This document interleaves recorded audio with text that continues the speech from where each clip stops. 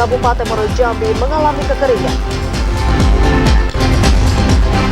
KPU Batanghari upayakan percepatan kepemilikan identitas diri EKTP bagi masyarakat jelang pemilu 2024. UPTD PPA Provinsi Jambi mencatat hingga awal Agustus 2023 kasus kekerasan pada perempuan dan anak terjadi peningkatan.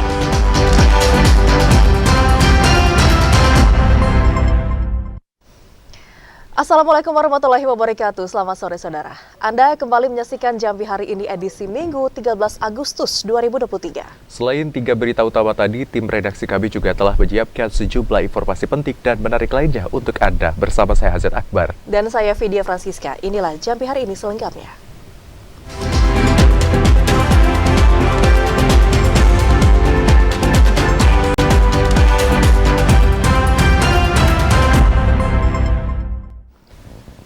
Mengawali Jambi hari ini, saudara, kebakaran lahan mineral kembali terjadi di Kabupaten Muaro Jambi. Kali ini melahap kawasan Sebak Belukar di kawasan Desa Teluk Jambu, Kecamatan Taman Rajo. Kekeringan yang melanda sejumlah wilayah di Kabupaten Muaro Jambi membuat lahan kosong di Kecamatan Taman Rajo kembali terbakar. Daerah yang terbakar kali ini terjadi di Desa Teluk Jambu pada Jumat sore kemarin. Suhu panas dan angin kencang membuat api dengan cepat membesar dan melahap kawasan lahan semak belukar tersebut. Kasih Pencegahan dan Kesiapsiagaan BPBD Muaro Jambi Muhammad Zuhdi mengatakan, atas kejadian tersebut sedikitnya seluas 2 hektar lahan mineral hangus terbakar. Minimnya ketersediaan air dan lokasi yang sulit dijangkau membuat api tidak dapat ditangani dengan cepat. Pada proses pemadaman api, tim Satgas Karhutla juga dibantu masyarakat setempat. Setelah 3 jam tim bersama masyarakat berjibaku di lapangan, akhirnya api berhasil dipadamkan. Tim belum dapat memastikan penyebab kebakaran lahan mineral tersebut, namun akan terus melakukan penyelidikan untuk mengetahui asal mula api. Azam Afnan, TVRI Jambi melaporkan. Sementara kasus kebakaran hutan dan lahan di wilayah Kabupaten Batanghari hingga saat ini telah menghanguskan sekitar 77 hektar lahan.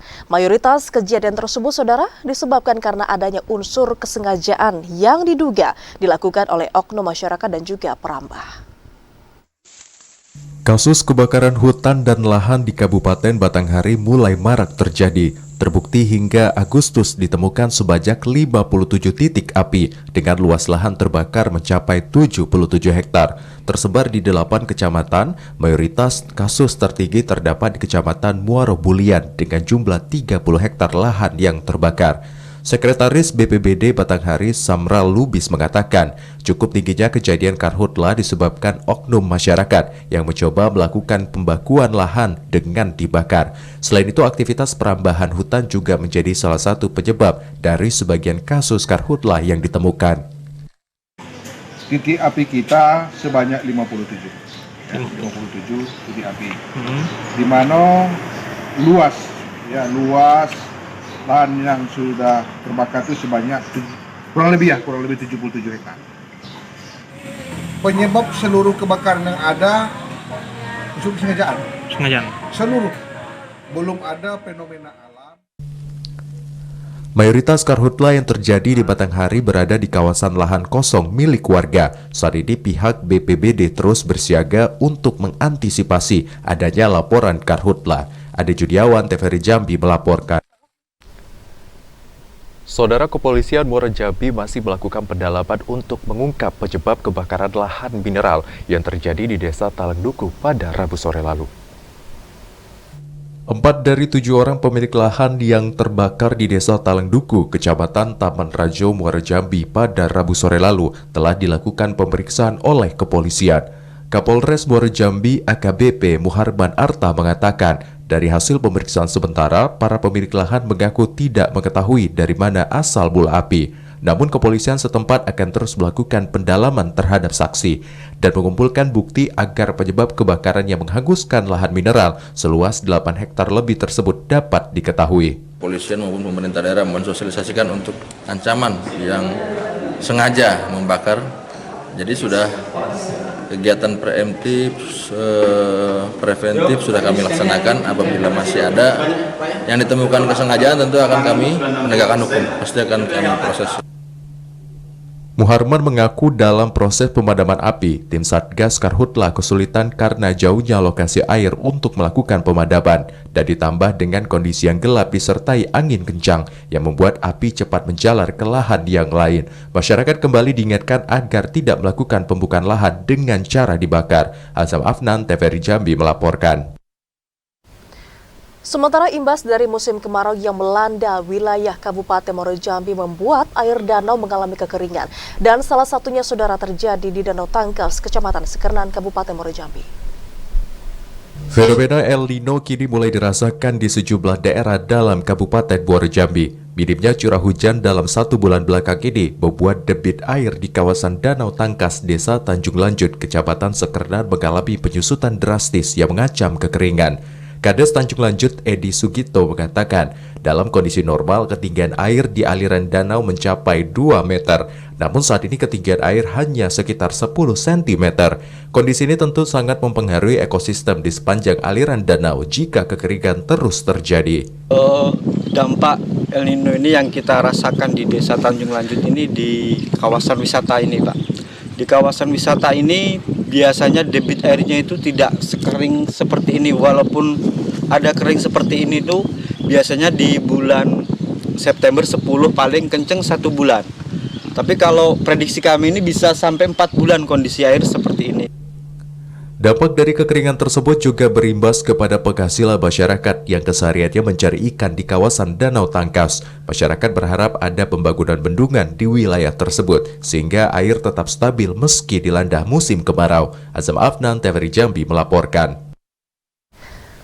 Saudara, UPTD PPA Provinsi Jambi mencatat hingga awal Agustus ini kasus kekerasan pada perempuan dan anak terjadi peningkatan. Informasi penting dan menarik lainnya akan kami hadirkan usai jeda. Tetaplah bersama kami.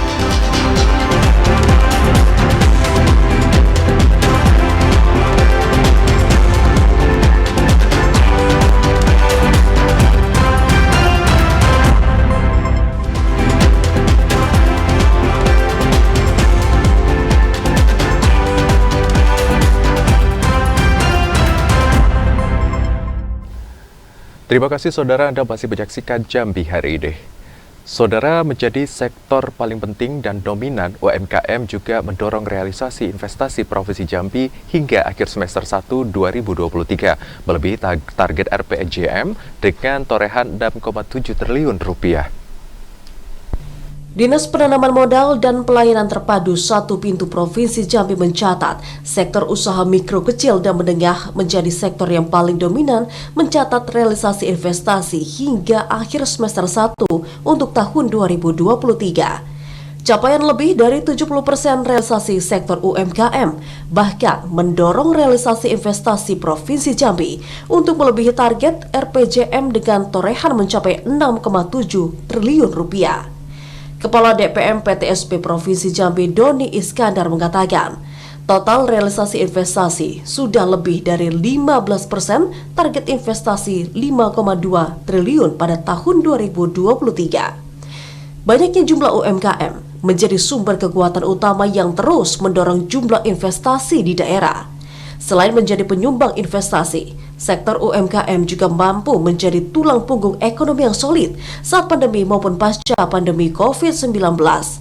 Kedepan, pemerintah Provinsi Jambi akan terus mendorong sektor UMKM untuk semakin bertumbuh besar melalui kemudahan proses investasi dengan sistem perizinan berusaha yang terintegrasi secara elektronik. Yang luar biasa dan tidak pernah saya sangka adalah peran dari UMKM. Dia yang membuat investasi di Provinsi Jambi ini kontribusi lebih dari 70%. Maka kemungkinan besar dalam beberapa bulan ke depan ini saya akan lebih tertarik menggarap UMKM. Doni optimis melalui pemajuan sektor UMKM Provinsi Jambi, revisi RPJM yang telah ditetapkan pemerintah pusat sebesar 9,8 triliun rupiah pada tahun 2023 akan tercapai seiring semakin menggeliatnya sektor UMKM di daerah. Randy Arta, TVRI Jambi melaporkan. Sementara sepanjang tahun 2023 ini, saudara, nilai investasi di Kabupaten Tanjung Jabung Timur justru meningkat pasca pandemi COVID-19, yakni untuk sektor perkebunan dan juga pertanian menjadi pendongkraknya. Wilayah Kabupaten Tanjung Jabung Timur masih menjadi incaran bagi para pemilik modal untuk berinvestasi. Hal ini terbukti pasca pandemi COVID-19 yang melanda. Aliran modal terus masuk ke bumi sepucuk Nipah serumpun nibung. Berdasarkan data Dinas Penanaman Modal dan Pelayanan Terpadu Satu Pintu, Kabupaten Tanjung Jabung Timur, realisasi investasi pada semester pertama untuk tahun 2023 telah menembus angka 194 miliar rupiah. Angka ini diprediksi bisa melewati realisasi investasi tahun 2022 sebanyak 286 miliar rupiah. Kabid Pembinaan dan Pengendalian DPM PTSP Kabupaten Tanjung Jabung Timur, Mujahidin mengatakan, pihaknya terus melakukan inovasi pelayanan perizinan sebagai upaya untuk mendorong peningkatan investasi di Kabupaten Tanjung Jabung Timur. Berbagai inovasi pelayanan perizinan yang telah dilakukan oleh DPM PTSP terbukti mampu meningkatkan nilai investasi pada tahun 2023 di semester pertama. Meningkatnya investasi ini berdasarkan dari sektor perkebunan, pertanian, pembukaan gerai, dan industri makanan. Bahwa sektor yang dominan di Kabupaten Tanjung Jabung Timur pada satu semester ini pada tahun 2023 yaitu masih berada daripada sektor pertanian. Pertanian itu terutama didukung dengan adanya perkebunan kelapa sawit dan pabrik CPO. Kendati investasi naik, sektor perikanan di Kabupaten Tanjung Jabung Timur justru kurang diminati. Padahal Kabupaten Tanjung Jabung Timur terkenal akan potensi perikanan di wilayah pesisirnya. Kliva Patria, TVRI Jambi melaporkan. Kesorotan lainnya, Saudara, hingga awal Agustus 2023, kasus kekerasan pada perempuan dan anak meningkat hingga 100% jika dibandingkan dengan periode yang sama pada tahun 2022. Unit Pelaksana Teknis Daerah Perlindungan Perempuan dan Anak Provinsi Jambi mencatat hingga awal Agustus 2023, kasus kekerasan pada perempuan dan anak meningkat jika dibandingkan dengan periode yang sama pada tahun 2022. Kepala UPTD PPA Provinsi Jambi Asino Prini mengatakan, total hingga bulan Agustus sudah ada 142 kasus kekerasan, dengan rincian kekerasan pada anak 95 kasus dan 47 kasus sisanya merupakan kekerasan pada perempuan. Catatan kekerasan pada tahun 2023 bahkan meningkat 100% jika dibandingkan dengan catatan kekerasan pada Agustus tahun 2022 yang hanya 70 kasus. Selain menjadi hal negatif, peningkatan ini juga merupakan indikasi positif sudah beraninya masyarakat untuk melaporkan kejadian kekerasan yang dialami. Fenomena ekonomi pasca COVID-19 hingga munculnya perubahan perilaku kehidupan bermasyarakat masih menjadi faktor utama terkait maraknya kekerasan dalam rumah tangga. Suami yang mendapatkan pemutusan hubungan kerja juga memicu kasus kekerasan. Anak itu 95, terus sisanya itu perempuan. Ini apakah jauh lebih naik? Jauh naik, tapi di satu sisi kami menganggap ini program kami jalan. Masyarakat sudah mulai mau melapor, aware gitu. Memang satu sisi nampaknya tinggi, tapi ini sebenarnya cuma gambaran. Kan dia kan kayak gunung es, di bawahnya masih banyak ini gitu. Nah itu satu sisi memandangnya seperti itu. Berdasarkan data UPTD PPA, sebaran terbanyak kasus kekerasan berasal dari Kabupaten Muaro Jambi yang juga disusul Kabupaten Tanjung Jabung Timur. Redi Arta, TVRI Jambi melaporkan.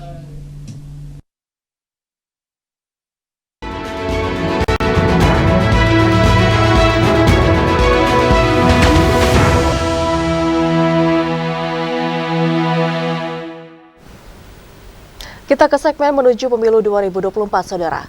Di masa pengajuan perbaikan persyaratan dari total 277 berkas bacalek, saat ini KPU Muaro Jambi masih menemukan terkait adanya 145 berkas bacalek yang tidak memenuhi.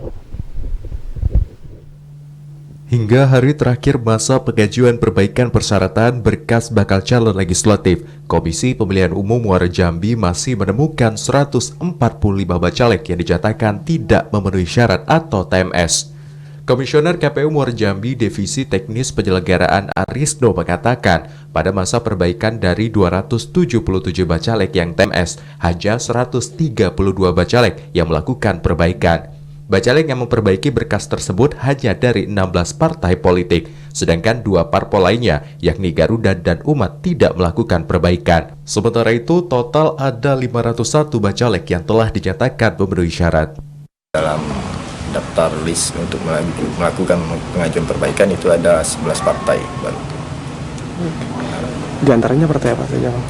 Itu ada Partai Demokrat, yang pertama tadi PKB, Gelora, Buruh, PBB, Perindo, terus ada lagi Golkar, terus lanjut lagi itu Partai Nasdem kalau salah tadi. Berdasarkan tahapan pemilu serentak tahun 2024, Komisi Pemilihan Umum akan mengumumkan daftar calon sementara pada tanggal 19 hingga 23 Agustus mendatang. Namun sebelum diumumkan, KPU masih melakukan verifikasi syarat pengajuan perbaikan dan penyusunan penetapan DCS yang akan berlangsung tanggal 12 hingga 18 Agustus. Azam Afnan, TVRI Jambi melaporkan.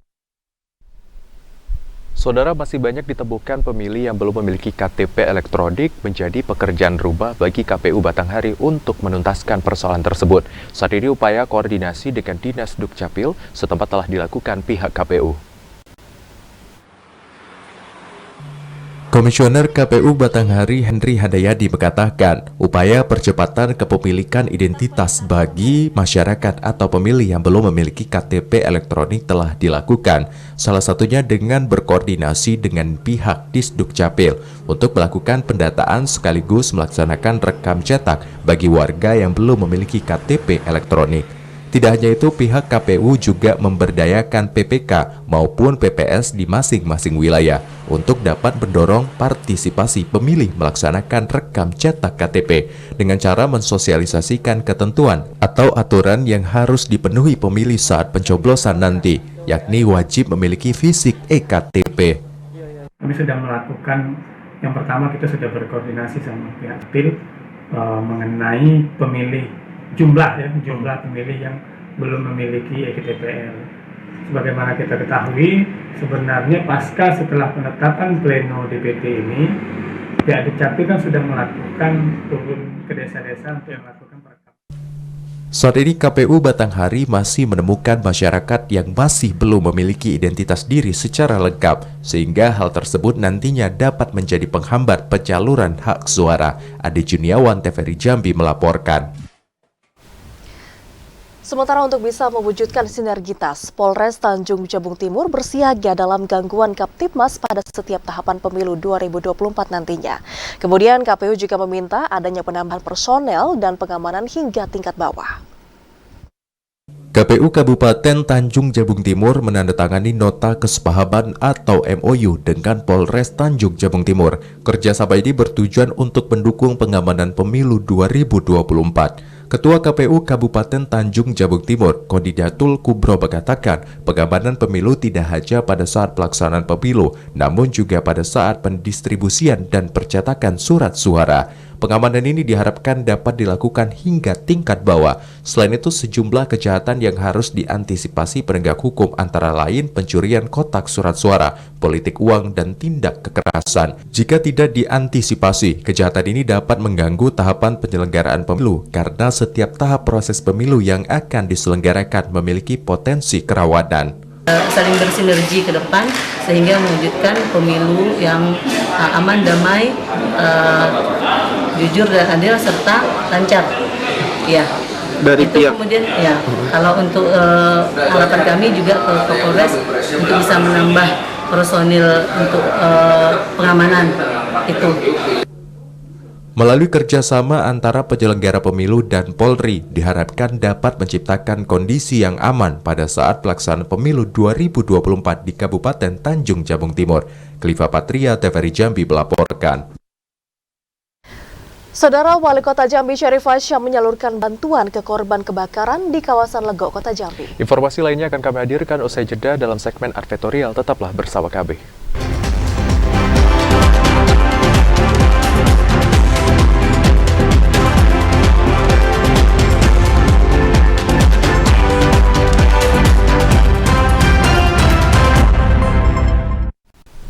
Terima kasih saudara Anda masih menyaksikan Jambi hari ini dalam segmen Advertorial.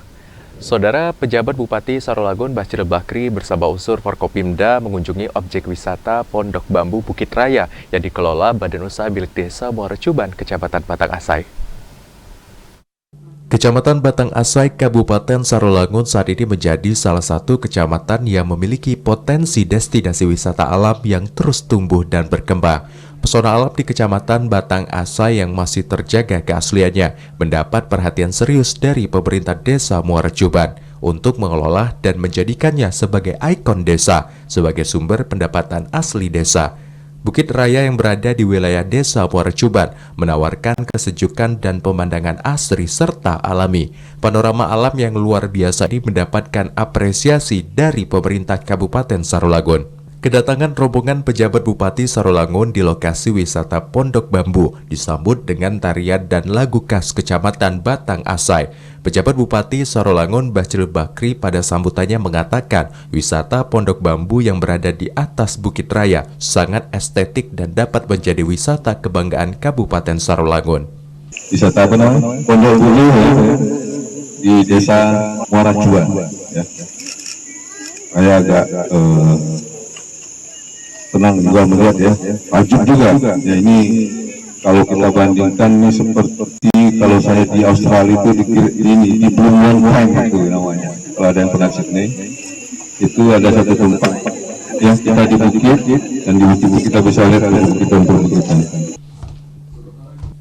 Penjabat Bupati Sarolangun Basjil Bakri berterima kasih kepada pengurus BUMDes Wisata Pondok Bambu Desa Muara Cuban karena dapat menjadi percontohan pengelolaan dana desa untuk meningkatkan ekonomi masyarakat sehingga diharapkan desa dapat bangkit dan terus berkembang. Edi Kusnandi, TVRI Jambi melaporkan. Sementara penjabat Bupati Sarolangun Bahril Bakri pada kunjungan perdananya ke Kecamatan Batang Asai turut mengunjungi puskesmas di Desa Pekan Gedang. Kunjungan tersebut saudara bertujuan untuk bisa memastikan kualitas pelayanan puskesmas bagi masyarakat. Kedatangan rombongan pejabat Bupati Sarolangun disambut ramah jajaran tenaga medis Puskesmas Pekan Gedang. Pejabat Bupati Sarolangun Basjil Bakri mengatakan kunjungan ini dilakukan untuk memastikan kualitas pelayanan yang diberikan pihak puskesmas. Basjil Bakri menjelaskan dari segi sarana dan prasarana sudah cukup baik dan memadai, namun ada sarana umum seperti musola belum tersedia. Karena puskesmas ini merupakan puskesmas rawat inap, keberadaan musola sebagai sarana tempat ibadah sangat penting, tidak hanya bagi pegawai, namun juga keluarga pasien. Pihaknya ke depan akan berupaya untuk menyediakan pembangunan sarana ibadah karena jarak puskesmas dari permukiman masyarakat cukup jauh. Kami ke puskesmas ini untuk melihat bagaimana pelayanan puskesmas kepada masyarakat yang ada di Kecamatan Batang Asai. Alhamdulillah semua berjalan baik, semua pelayanan dilakukan secara baik.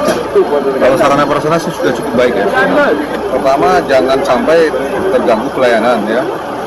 Ingat waktu pelayanan ya, mulai dari pagi sampai dengan malam ya, sampai dengan sore ya. Dan ada IGD Pak, IGD itu 24 jam ya. Jadi jangan sampai ada pelayanan terganggu untuk melayani masyarakat yang ingin mendapatkan pelayanan kesehatan. Pejabat Bupati Sarolangun Basjil Bakri mengimbau kepada seluruh tenaga medis untuk memberikan pelayanan terbaik serta membuka pelayanan IGD selama 24 jam. Kunjungan PJ Bupati Sarolangun didampingi Ketua Komisi 2 DPRD Sarolangun Hermi dan anggota DPRD Sarolangun Asmarul dan Rafalan dan sejumlah OPD di lingkup pemerintah Kabupaten Sarolangun. Edi Kusnandi, TVRI Jambi melaporkan. Saudara peringati HUT Kabupaten Tanjung Jabung Barat ke-58 dan HUT RI ke-78. Pemerintah Kabupaten Tanjung Jabung Barat menggelar lomba balap becak. Puluhan penarik becak mengikuti lomba yang digelar di depan rumah dinas Bupati Tanjung Jabung Barat. Memperingati hari jadi Kabupaten Tanjung Jabung Barat ke-58 dan HUT RI ke-78, lomba balap becak diikuti oleh 48 peserta berasal dari 7 kelurahan di kota Kuala Tungkal. Bupati Tanjung Jabung Barat Anwar Sadat mengatakan becak merupakan salah satu moda alat transportasi darat yang ada sejak puluhan tahun, yang hingga kini masih bertahan dan harus terus dilestarikan. Keberadaan becak di kota Kuala Tungkal telah menjadi kearifan lokal bagi Kabupaten Tanjung Jabung Barat. Mengadakan perlombaan balap becak, karena becak ini adalah merupakan alat transportasi yang memang sudah cukup lama dan hanya ada di Kabupaten Tanjung Jabung Barat. Nah, oleh karena itu sebagai sebuah kearifan lokal, maka transportasi becak ini tetap kita lestarikan, ya, kita mantapkan sehingga menjadi model transportasi yang ada di Kabupaten Tanjung Jabung Barat. Nah, oleh karena itu balap ini untuk berupaya kembali kepada mamang-mamang becak kita untuk tetap menjalankan becaknya, tidak perlu malu, ya, dan terus kita lakukan. Dan insya Allah kami pemerintah daerah terus menjaga kearifan lokal ini dan kita tidak akan menghapusnya, tidak. Kita akan terus Lomba balap becak ini digelar sebagai bentuk penghargaan dan apresiasi kepada para penarik becak yang hingga kini masih terus melestarikan transportasi becak. Sebagai kearifan lokal, pemerintah Kabupaten Tanjung Jabung Barat akan terus mempertahankan keberadaan becak di kota Kuala Tungkal. Kedepan akan terus dilakukan kegiatan yang melibatkan para mamang dan abang penarik becak. Semua komponen harus mempertahankan keberadaan becak agar tetap lestari dan menjadi kearifan lokal di bumi Serengkudayung serentak ke tujuan. Didi Haryadi, TVRI Jambi melaporkan. Terkait pemberian bantuan sosial, Saudara Wali Kota Jambi Syarif Fasya memberikan bantuan sandang kepada korban kebakaran di kawasan Legok, Kecamatan Danau Sipin, Kota Jambi. Dan diharapkan bantuan tersebut dapat bermanfaat dan juga meringankan beban korban kebakaran. Wali Kota Jambi Syarif Fasya menyalurkan bantuan sandang kepada korban kebakaran di kawasan Legok, Kecamatan Danau Sipin, Kota Jambi. Bantuan itu berupa pakaian dan selimut serta sarana tempat tidur untuk korban kebakaran. Wali Kota Jambi Syarif Fasya berharap bantuan tersebut dapat bermanfaat dan meringankan beban korban kebakaran. Bantuan itu diberikan pemerintah Kota Jambi melalui biaya tak terduga di Dinas Sosial Kota Jambi. Selain sandang, pemerintah Kota Jambi juga memberikan bantuan kompor gas untuk keperluan memasak, kemudian kipas angin serta peralatan sekolah dan uang tunai untuk anak-anak yang terdampak dari kebakaran beberapa waktu yang lalu. Bantuan dari Dinas Sosial menggunakan BTT, yaitu keperluan sesuai permintaan daripada korban, yaitu kompor gas, tabung gas, kemudian bantal, guling, selimut, mukena, sejadah, pokoknya yang sandang gitu ya, sudah dipenuhi oleh Dinas Sosial melalui dana BTT untuk sejumlah 38 KK. Kemudian dari Dinas Pendidikan juga mengumpulkan bantuan dari siswa SD, SMP, kemudian juga guru SMP dan SD, kepala sekolah baik swasta maupun pemerintah, ya, mengumpulkan juga dana dan terkumpul dana, memberikan bantuan uang tunai, masing-masing kakak mendapat bantuan 1,5 juta, kemudian siswanya juga diberikan bantuan 500 rupiah, sejumlah 34 siswa, ya.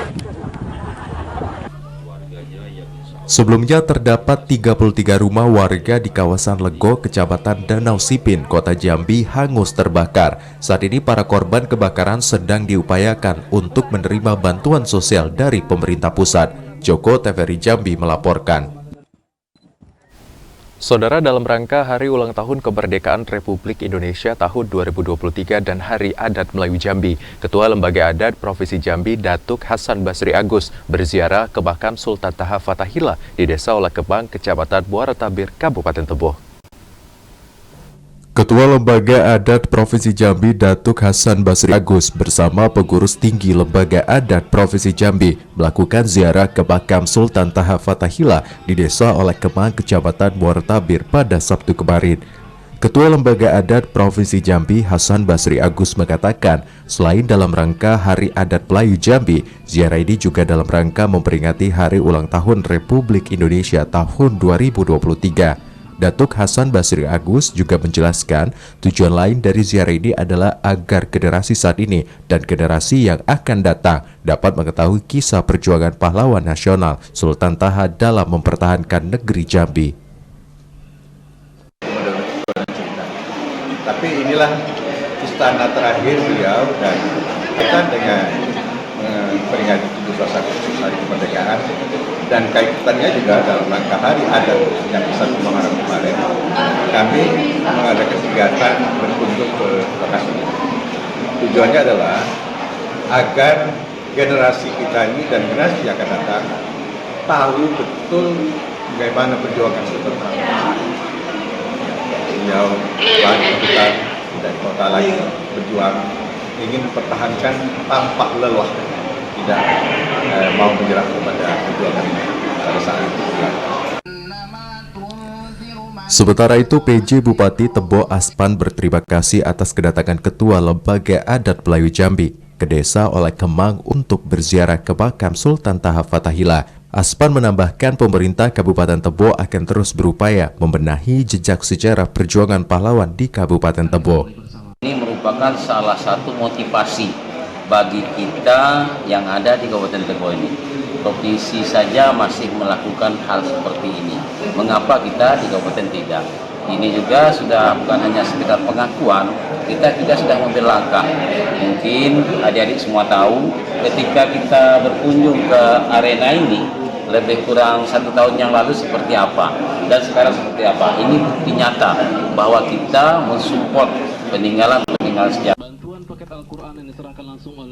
Selain itu, pada kegiatan ini juga diberikan puluhan Al-Quran dan juga sembako kepada masyarakat Desa Oleh Kemang. Pada kunjungan ini juga dihadiri Ketua DPRD Kabupaten Tebo, Mazlan, Ketua Lembaga Adat Kabupaten Tebo, unsur Kepala Organisasi Perangkat Daerah Kabupaten Tebo, dan seluruh kepala desa di wilayah Kecamatan Muaro Tabir. Intizam TVRI Jambi melaporkan. Saudara, Desa Lubuk Nagodang jadi sentra dodol kentang khas Kabupaten Kerinci. Informasi selengkapnya saudara kami hadirkan usai jeda sesaat lagi.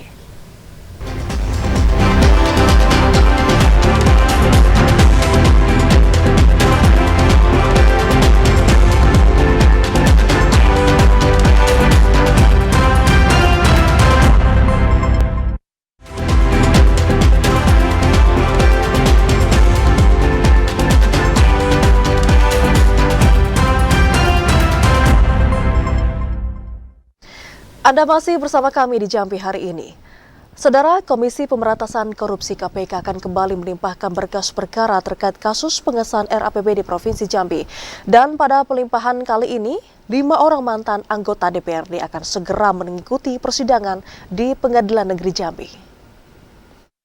Komisi Pemberantasan Korupsi akan kembali melimpahkan berkas perkara kasus dugaan korupsi pengesahan RAPBD Jambi ke Pengadilan Negeri Jambi. Sebanyak 5 orang mantan anggota DPRD Jambi periode 2014-2019 akan dilimpahkan pada perkara ini. Mereka diantaranya yakni Nasir Umar, Muhammad Isroni, Djabaluddin, Hasan Ibrahim, dan Abdul Salam Haji Daud.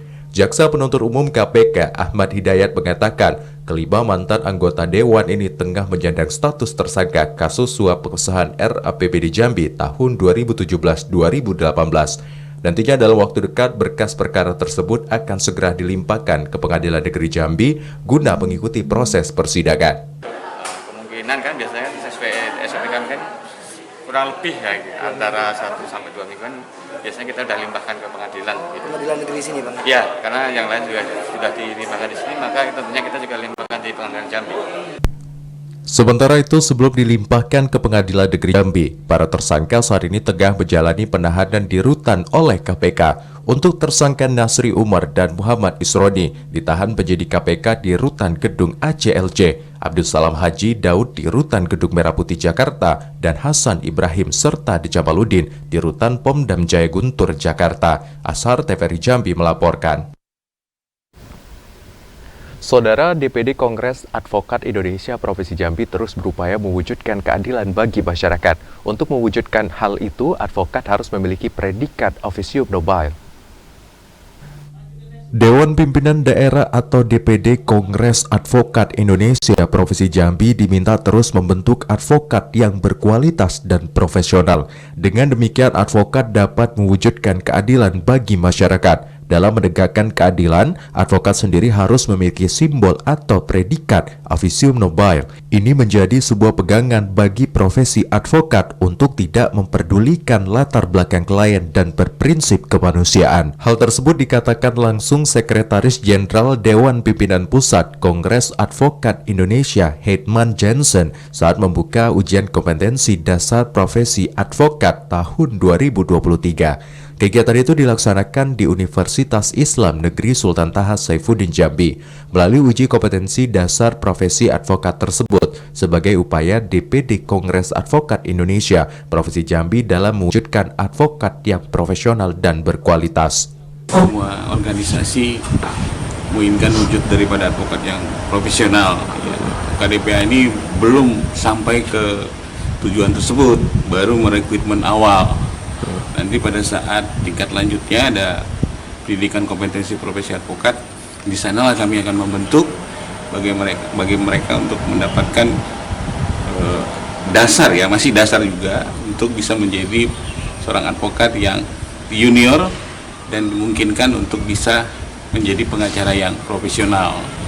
Nah, Kongres Advokat Indonesia khususnya DPD KAI Provinsi Jambi saat ini cukup maksimal, ya. Di angkatan pertama ini mampu mewujudkan rekrutmen sejumlah berapa ketua? 24. Pada uji kompetensi dasar profesi advokat tahun 2023 ini diikuti oleh 24 peserta. Diharapkan para peserta dapat menjadi advokat yang profesional dan berkualitas. Joko TVRI Jambi melaporkan. Kita ke informasi lainnya, Saudara. Usaha dodol kentang di Desa Lubuk Nagodang, Kecamatan Siulak, Kabupaten Kerinci banyak sekali peminatnya. Selain banjir pesanan, usaha dodol kentang ini juga sangat menjanjikan dalam menggerakkan ekonomi warga. Namun saat ini pengusaha dodol kesulitan memenuhi pesanan pelanggan saat musim hujan datang. Pembuatan dodol kentang di Desa Lubuk Nagodang, Kecamatan Siulak, Kabupaten Kerinci begitu tumbuh subur, sehingga daerah ini juga dikenal dengan sentra industri kecil dan menengah. Masyarakat setempat juga banyak yang menjadikan usaha dodol kentang sebagai mata pencarian utama di samping berkebun. Dodol kentang yang bahan utama pembuatannya berasal dari kentang ini memiliki banyak varian rasa, seperti rasa stroberi, pandan, hingga rasa gula aren. Dengan rasa yang manis dan tekstur yang lembut saat dimakan, membuat dodol ini sangat disukai oleh semua kalangan, sehingga dodol kentang ini juga dijadikan oleh-oleh khas Kabupaten Kerinci. Salah seorang pengusaha dodol, Mayordi, mengatakan biasanya dalam satu hari ia mampu memasak dodol kentang sebanyak 20 kg. Dari 20 kg tersebut dapat menghasilkan 400 hingga 600 kotak dodol kentang dengan ukuran kecil.